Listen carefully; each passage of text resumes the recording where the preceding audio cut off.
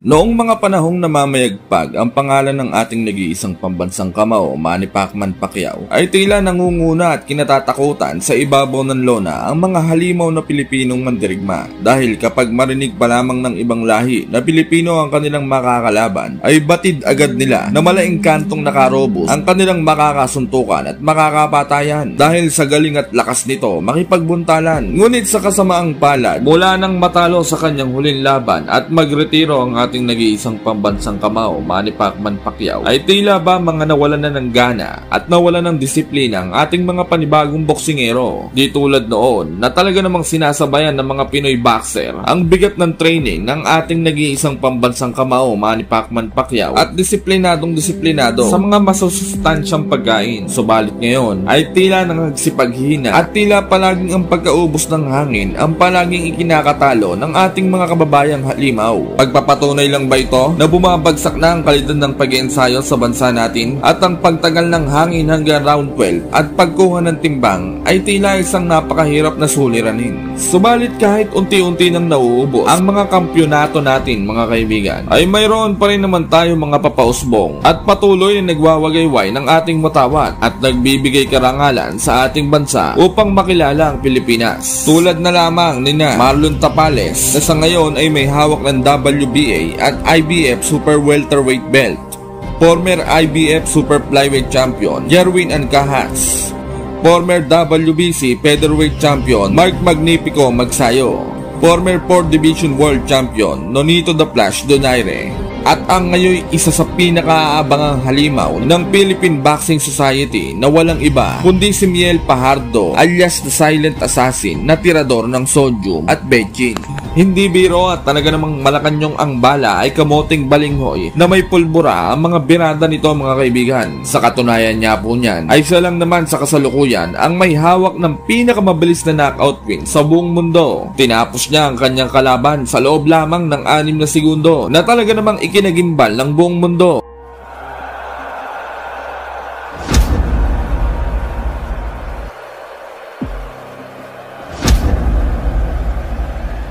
At dahil nga po sa pangyayaring ito ay sobrang dismaya ang inabot ng mga manonood dahil di umano ay unang subo pa lamang ng popcorn, isang himod sa chupa chups at 2 hibla pa lamang ng potato corner ang nakakain nila. Yung iba naman ay kakabayad lang daw sa tiket at naghahanap pa lamang ng mauupuan, at yung iba naman ay nakapila pa sa bilihan ng tiket at nagtataka bakit nag-uuwian na ang mga tao. Akala daw nila ay nawalan na ng kuryente o may sunog. Kaya naman sa galit ay kinuyog nila ang teller na nagbebenta ng tiket dahil ayaw daw i-refund ang kanilang tiket dahil hindi pa nga naman sila nakakatungtong sa Araneta Coliseum eh. Mas mahaba pa daw ang orasyon at ang pagganta ng national anthem ng dalawang magkalaban ayon sa mga nakapanood. Ibinili na lang daw sana nila ng isang sakong bigas, isang kahong gin bulag at kamote ang pinambili ng tiket na busog at nalasing pa daw sila. Tubong Agusan del Rosario ang bidang halimaw natin na ito, mga kaibigan. At tulad din ng ating pambansang kamao ay isang kahig, isang tukalang din ang pinagmulang pamilya nito. Kaya naman, sanay na sanay sa hirap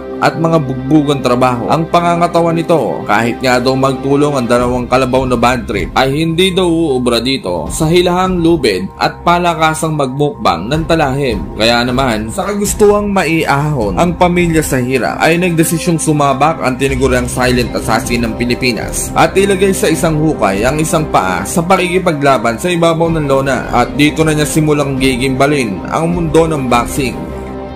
Matapos ang 3 impresibong panalo sa labas ng bansa ng tinaguriang The Silent Assassin ng Philippine Boxing na si Miel Fajardo,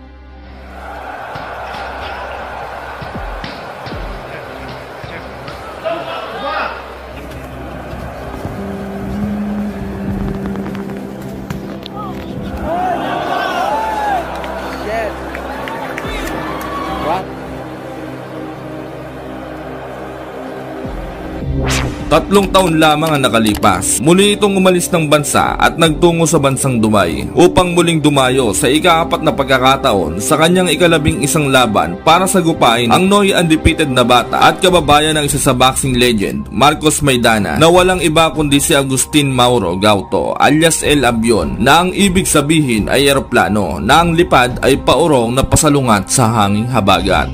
Sa laban na ito mga kaibigan ay hindi binibigyang importansya ng kampo ng undefeated Argentinian fighter ang ating kababayan. Bagkus ay nakatundaw ang kanilang mga sarili sa isang future major world title bout na sa madaling sabi ay minamahina, winawalang kwentang kalaban at patabang bulating kalabaw lamang sa kartada ang tingin ng mga ito sa Pinoy fighter. Ngunit hindi rin naman natin masisisi ang corned beef fighter na ito mga kaibigan dahil may kabigatan din naman talaga ang kamon nito pagdating sa laban na kapag tinamaan ka ay mahiya mo binato ka ng solid sa ulo ng pinakamalaking delata ng corned beef 90. Sa katunayan niyan mga kaibigan, sa 17 panalo nitong Argentinian fighter na ito ay 5 lamang ang maswerteng nakatawid hanggang round 12 at 4 na boksingero lang naman sa huling laban niya ang kanyang brutal na tinapo sa loob lamang ng 2 round.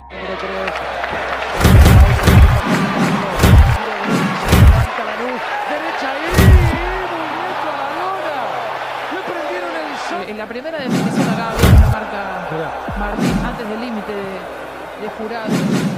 Las veces que había perdido. Cayó en cámara lenta y la toalla vuela detrás.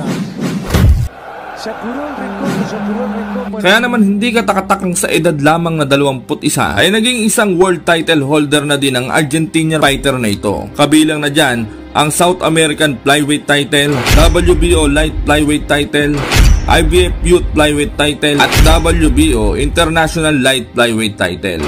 Idineklara pa ng WBO bilang top 3 na pinakamagaling na flyweight fighter sa buong mundo, pang-7 naman sa WBA at pang-4 sa IBF. Kaya naman sa mga panalo at achievement ng corned beef fighter na ito ay naging mataas sa kumpiyansa at ang tingin nito sa kanyang sarili. Kaya ganun na lamang kung i-bypass niya ang kababayan nating Pinoy fighter na ang hindi niya alam ay ito pala ang fighter na magbibigay dilim sa kanyang daang tinatahak patungo sa kanyang mga pangarap. Mahalimuyat na simoy ng hangin, ika-26 ng Marso taong 2022, tumungo ang tubong Agusan del Rosario sa Dubai upang harapin ang undefeated na si Agustin Mauro Gauto. Tune-up fight daw ito kung ituring ng corned beef 19 fighter para sa susunod niyang mas malaki pang laban na talaga namang nakakabastos para sa ating fighter. Ginanap ang laban sa Duty Free Tennis Stadium sa Dubai. May kartada noong 17 panalo, 12 ay tinapos sa pamamagitan ng knockout at walang talsik ng anumang talo ang Argentinian fighter na ito. Samantalang ang Pinoy fighter naman ay may 7 panalo, 6 ay tinapos sa pamamagitan ng knockout, 2 tabla at 1 talo lamang. Sa mismong laban, paglabas pa lamang ng corned beef fighter ay mahiya mo rockstar ito na papalabas ng kokon para mag-concert. Talaga namang ganado at ang ganda ng tugtugan. Samantalang ang Pinoy ay parang si Mark na tahimik lang. Kung maglakad, wala man lang pa sound effect at walang kabuhay-buhay. Pero saan kayo mga kaibigan? May dalang pang mukbang yung kasama niya, nakalagay pa sa balde, mukhang magsasamyup at mag-aanli wings. Samantala, sumideline naman ang utol ni Mr. Clean sa laban. Siya ang kinuhang announcer sa laban eh. Sobrang kintab ng ulo nito mga kaibigan. Wow, glass skin na mahiya mo binunot ng bunot na singlaki ng batya. Pwede ka nang manalamin eh. Pasintabi lang po sa mga viewers nating kalbo dyan ha. Anyway, may advantage naman yan eh. Di ka babalakubakin, kukutuhin at menos ka na sa conditioner at shampoo. Yun nga lang, lalakas ka sa safeguard at lotion kasi yung hilamos at lotion mo hanggang bunbunan. Habang ipinapakilala naman ng announcer ang ating kababayan, ay mantakin nyo ba namang binulyawan ito ng mga Argentinian na kababayan ni Agustin na talaga namang nakakabastos dahil hindi naman mayabang at wala namang atraso sa kanila ang ating kababayan. Ismael Fajardo! Pasalamat sila hindi sumama yung mga kapitbahay ni Miel na Marites. Kung nagkataon, uulan ng bacon na panty at kamote niyan sa mga audience na bastos at walang galang. Unang round, puro power punch agad ang palitan mga kaibigan.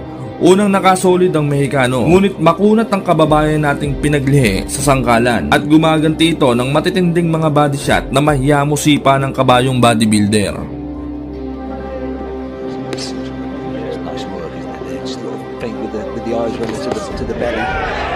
Nice jab to the head. Abajo no es, comando el flex. 2 veces la mano izquierda, 2 tiempos. 2 tiempos. La mano izquierda. Arriba de esa mano. La tira por arriba. Ahora por arriba, hijo. Arriba. the left hook there, didn't he, as well with the second attack. I think he might feel he's hurt him with one of those body shots because he's really getting on him here, Fajardo. To go down to the body again there. Then back up to the head, but he was letting his hands go, putting his punches together well.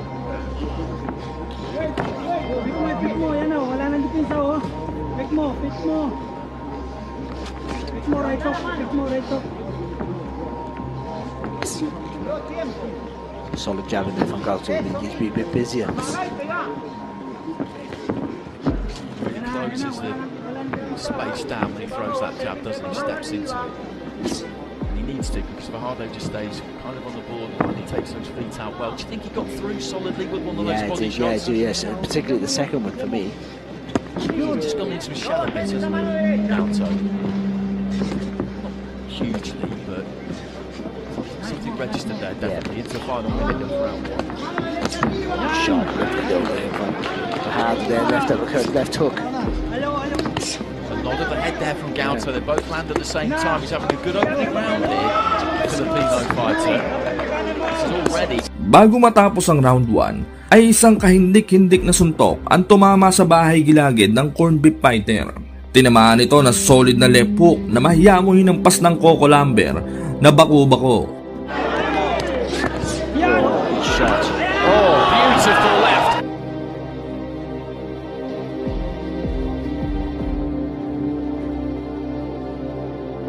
Itinaas pa nito ang kanyang dalawang kamay sa sobrang gulat sa pangyayari na mahiya mo inibabawo ng single na kalabaw. Samantala, nakatayo pa naman ito at naipagpatuloy pa ang laban. Tapos na sana ang laban, ngunit inabutang ng pompyang ng kampana ang Pinoy fighter. Kita naman, sa huling body shot na kung nasundan pa ay siguradong bagsak na ang corned beef fighter.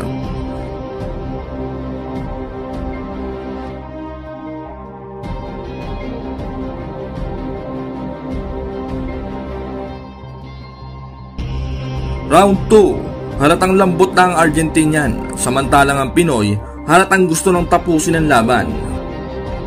Start of the round, and he's almost kind of dragged down to on his knees, quite down to his knees. The gloves touch down as well, but Fajardo just got to get on top of it. He just needs to stay low, Fajardo, and then come in with that left hook. Oh, good fight back there from Galto. Oh, good left hook. Galto hit by left hand, but he's trading here, which could be a problem. Good upper body movement from him. He shifts another left hand, big left hand again. There he touches down with the glove. It was a knockdown. The referee didn't give it a second. Left hand puts him onto his back, and he's just so fragile in there at the minute. That's the problem. He's letting his own hands go. He's showing a ton of bravery and heart in there, but every time he gets hit clean, he's going to go down, and he's going to get hit clean because he's wide open at times. What's the referee doing? Well, the referee's given him extra time there. He missed the knockdown. There was a touchdown with the glove which he missed, and then he was put down. Fajardo just looking for that left hook. Every single time he can throw it, he is throwing it. Dipping low at the waist there, touches down with the glove again, and the referee doesn't see it. That's another knockdown. There's been about 4 knockdowns in this round. It's tremendous action, it really is. It is, it's superb. 1 minute 40 remaining in round 2. Oh, good shots. Oh. Another big left hand, and he's taken those two somehow. He's thrown back himself. He goes down to his knees, more in exhaustion than anything else, but the referee does count him this time. The corner are looking on there, the Argentinian corner. I don't really know how much more of this I would need to see if I were them. This is a critical stage of his career, of course. He's 17-0. But I think he's done here, and it's only a matter of time, isn't it? Big left hand again there, the referee jumps in, and that's a good decision from the referee, who missed a couple of touches. Napakasarap sanang umunat sa umaga habang tumutungga ng Telmos na may 4 kantos with Rubito Sim at magsumba hanggang tanghali nang walang labis, kulang-kulang. Ngunit sa kasamaang palad, pagbukas mo ng YouTube at pag-click mo ng video ni Carl's TV ay bumungad agad sa'yo ang kabwisit-bwise at kagigil-gigil na mga tampalasang ibang lahing minamahina, ang mga dugong maharlikang mandirigmang Pinoy. Ngunit bandang huli naman ay mga pinulot sa kangkungan at nagsiuwing luhaan ng kanilang mga tahanan, kaya ang ending, good vibes ka pa rin papasok sa iyong anumang lagusang papasukan. Hindi na bagot sanay na ang ating mga mandirigmang Pinoy sa mga kaanimalang ang kayabangang ganyan, kaya baliwala na lang sa kanila ang mga ganitong sitwasyon. Bagkus ay natatawa na lamang sila at mas lalong nag-aapoy sa kanilang training para sa napipintong patayan at bugbugan. Kagaya na lamang ng nangyari sa kababayan nating si Andrew Pasiones. Bagong sibol na boksingero pa lamang ito mga kaibigan at 17 anyos pa lamang na kumbaga sa bulbul balahibong daga pa lamang ito. ครับแหมปล่อยให้ทางด้านของอาวิจอร์ เพโซเรสได้มีเวลาหายใจโอ้โหฮุกซ้ายครับลูกนี้โดนเต็มๆครับโอ้โหต้องบอกว่านี่ครับแหมปล่อยให้ทางด้านของอาวิจอร์ เพโซเรสได้มีเวลาหายใจโอ้โหฮุกซ้ายครับลูกนี้โดนเต็มๆครับโอ้โหต้องบอกว่า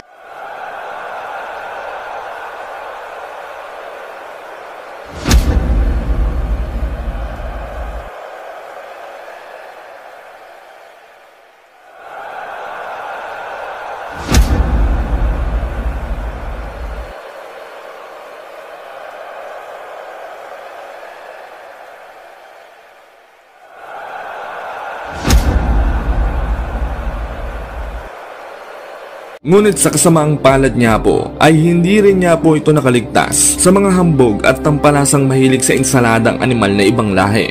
Dahil sa naging laban niya lang naman po nito kontra sa Thailander na si Sarawut Yamtong, weigh-in pa lamang ay gusto ng pulbusin at dikdikin ng Pinoy ng hambog na Thai fighter na tila minamahina at winawalang kwenta ang ating patpating kababayan na di umano ay pinaglihi sa kawayan na hindi naman inurungan at pinalagpas ng ating bidang pambato at talaga namang tinapatan ang kaanima-animalang ipinapamalas ng hambog na Thai boxer.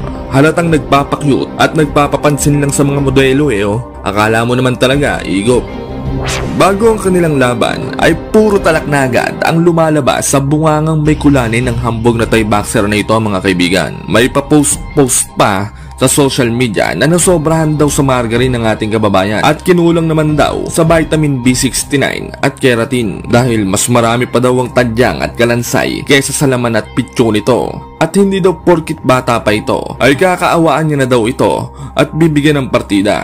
Pubunutin na daw agad nito ang papasimulang pagtubo ng ugat nito at talaga namang kakalbuhin para ipamukha sa kanya na mali ang kanyang tinahak na landas nang sa gayon ay makapamili pa siya ng kanyang tunay na landas na tatahakin. Mag-drawing na lang daw ito o di kaya mag-welding. Sinabi din ito na tapos na daw ang panahon ng Pinoy sa boxing dahil wala na nga daw si Manny Pacquiao at tumulong na lang daw tong magtanim ng palay sa talahiban at mga mote nang ito ay magkaroon ng pakinabang. Dagdag pa nito ay bagitong-bagito pa daw ang ating bidang binatang halimaw at may gatas pa nga daw ito sa kulani. Umatras na nga daw agad ito hanggat maaga pa at maglato-lato na lang sa may kanto. Palabasin na lang daw sa media na bumagsak siya sa GMRC at kailangan mag-summer class o di kaya naman sabihing pinulmon niya't nagkalamig sa baga dahil sa matinding training o pwede rin daw sabihing sinipon daw sa utak. Puro pang-iinsulto ang sinambit ng hambog at bastos na Thai boxer na ito mga kaibigan na talaga namang nakapagpaapoy sa natutulog na dragon ng ating bidang binatang halimaw. Hindi daw niya palalagpasin ang mga kabaru-baro balat mga kawalang yaang mga pinagsasambit ng animal na Thai fighter na ito mga kaibigan. At yung sinasabi daw nitong masyado pa daw siyang bata ay isang kahibangan daw dahil kayang-kaya na daw niyang makipagsabayan. At kung gusto daw niya ay papakitaan pa daw niya ito kung paano gumawa ng bata ng magkaalaman. Ipapalunok daw niya lahat ng kayabangang pinagsasabi ng Thai boxer na ito at tuturuan ng leksyong the square root of X and Y plus karma. Ginanap ang kanilang laban sa Saigon Sports Club, Ho Chi Minh City, Vietnam. Maglalaban sila sa timbang na 108 pounds o light heavyweight division para sa isang 10 rounds bout. May suwabing parang inahit na labahang may kalyo ang kartada ng ating bidang halimaw na 3 panalo. Lahat ay pinatulog sa kangkungan. Samantalang si Sarawut naman na tirador ng expired na iskalan ay may 17 panalo, 12 ay tinapos sa pamamagitan ng knockout at 2 talo lamang.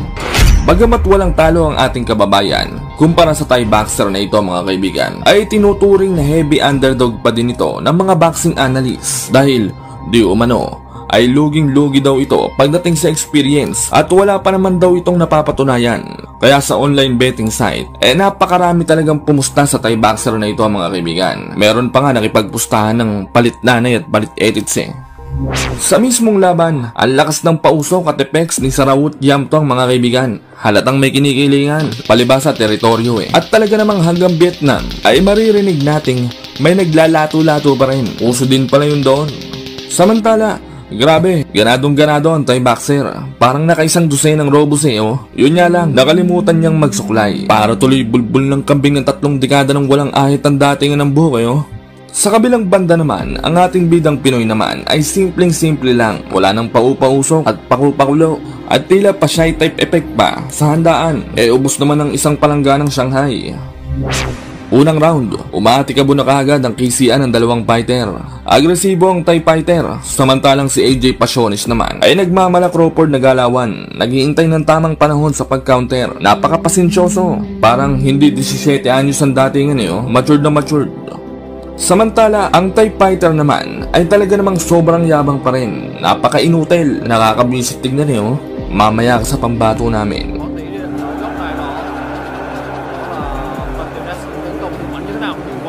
Thái Lan cũng cho thấy mình không phải giằng bừa với những tình huống đá đòn vừa rồi. Ở đây là một trận đấu mà hai võ sĩ sẽ thi đấu đến 10 hiệp đấu.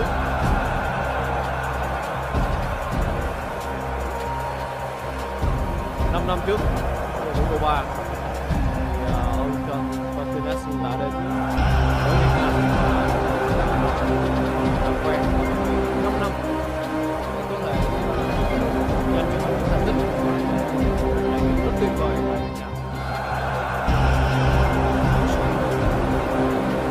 Tục gắn bó lâu dài tiến hành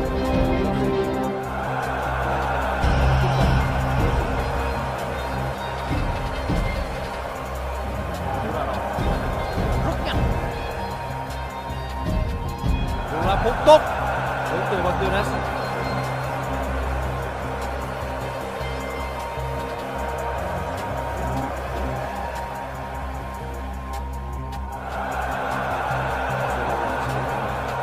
Trái Kubanisat với Sarawut Chiamthong ở tuổi ngày 24 tuổi, bất lợi hơn Thế Hình về chiều cao và sải tay, và vừa rồi thì Martinez đã có Sarawut Chiamthong cho rằng có vào vai mà thôi, rất nặng. Rất may cho Sarawut Chiamthong phải chọn không solo trình diễn đi show từ Sarawut Chiamthong.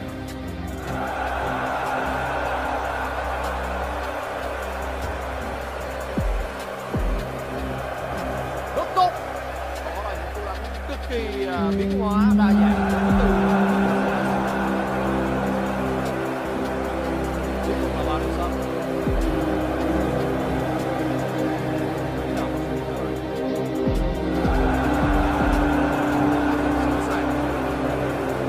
Patapos na ang round 1, biglang bumagal na si Chiamthong.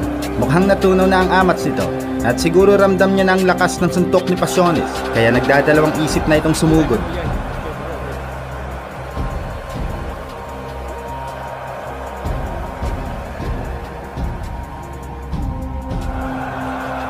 Giây cuối cùng cũng là một sự chủ động tấn công của Pasiones.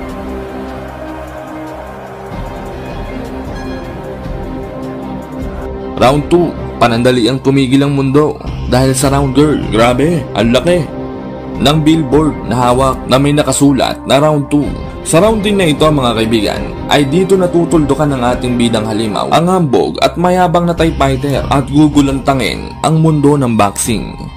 Tục đến với hiệp đấu thứ hai, trận đấu giữa Pasiones của sự từ Philippines và người đang thi đấu và tập luyện tại LSC. Đối đầu với võ sĩ cũng khá là dày dặn kinh nghiệm của quốc tế là Sarawut Chiamthong.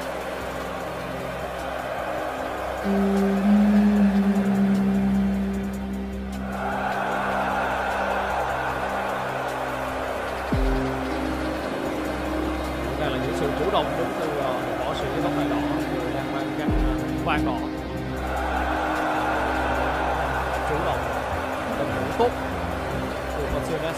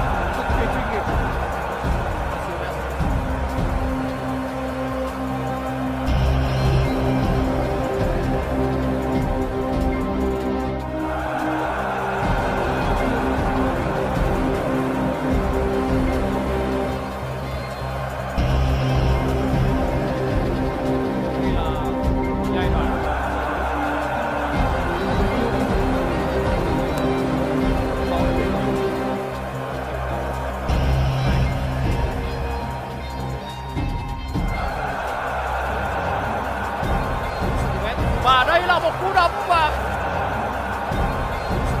và đây là một cú đấm